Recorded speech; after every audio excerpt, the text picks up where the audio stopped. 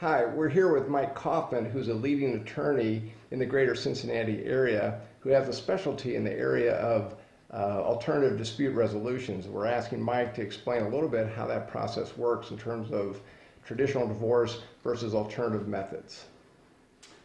Thanks, Bob. I think the important thing for people to know is that there is an alternative to the long, drawn-out, nasty divorce that everybody's heard of. After almost 21 years, I believe the long, drawn-out, nasty divorce is the exception. Right. There's something that we have now called ADR, it's a tongue twister for me sometimes, alternative dispute resolution, is now, I believe, becoming the norm.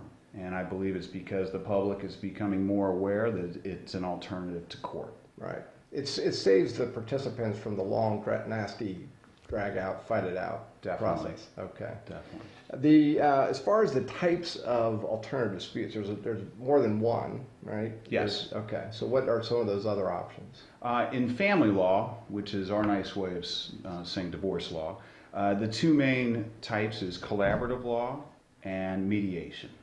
And there's some similarities and there's some distinctions. What are some of those differences or distinctions that make, collaborative versus mediation?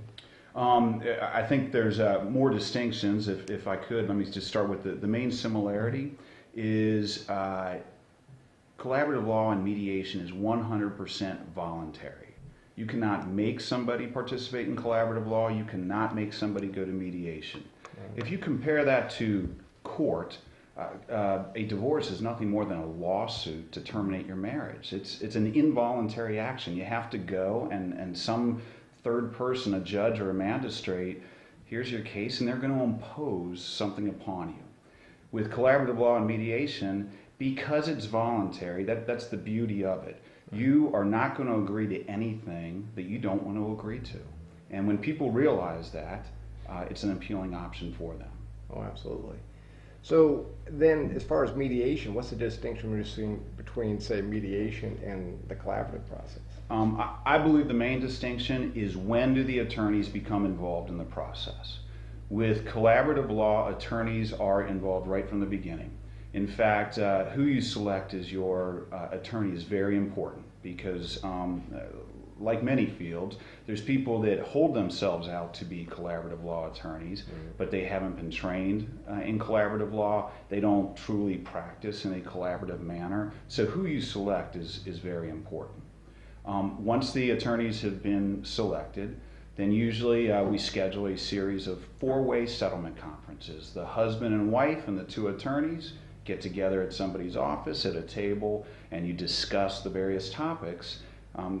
Whether there's children involved or whether it's just dividing the property, the assets and liabilities of the marriage, we have a series of conferences to talk about that. Right. Before settlement conferences get started, one important aspect of collaborative law is the husband and wife sign a collaborative law agreement.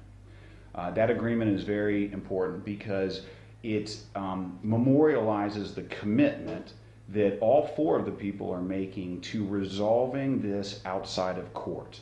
And basically what that agreement says is that if one of the parties or one of the attorneys were to pull out of the process for whatever reason, then the attorneys are precluded from representing the husband or wife at divorce court. So essentially they would have to start over. Exactly. Okay. Exactly. And when, there's always a rough patch. And when you come across those rough patches, if it were easy to pull out of the process and have someone file for divorce, the fact that you have to find a new attorney usually means hiring a new attorney, bringing them up to speed. The collaborative law contract also says that unless there's an emergency, you have to wait 30 days to file for divorce. When we come across those rough patches, the fact that you have to do all of those things gets people back to the negotiating table and gets them across the finish line. But it's not in a spirit of kind of coercion. It's really kind of more of a spirit of getting this done and committing to the process. And also kind of weighing that to the alternative, which is either starting over or going the litigation route. Most definitely. I think it's also important for people to know that in the collaborative law process, we utilize other professionals than just attorneys. Right. We have allied professionals that are a part of our group. They're made up of people like yourself, certified financial planners. We also use family relations specialists, is what we call them, but they're usually psychologists or counselors. Right. We use the financial planners are very helpful with collecting financial data. Quite honestly, you all are just a lot better at it than we are, and you're more efficient at collecting the financial data that we need when considering dividing assets and liabilities. We also use financial planners for complicated issues like tax implications. The financial planners are very helpful when we go to divide marital assets and liabilities. They help us do it in a financially sound way, and they're just better at it than attorneys. Well, and you get into areas of things like executive compensation programs, maybe a small business is involved. Those are not exactly stuff that you can divide equally all the time. And very often we're not taught that in law school. Right. Right. We also use these family relations specialists. These psychologists and counselors are very good when it comes to kid issues.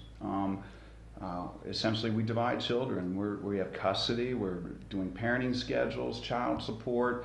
A lot of times, children are having difficulty with the split of their parents.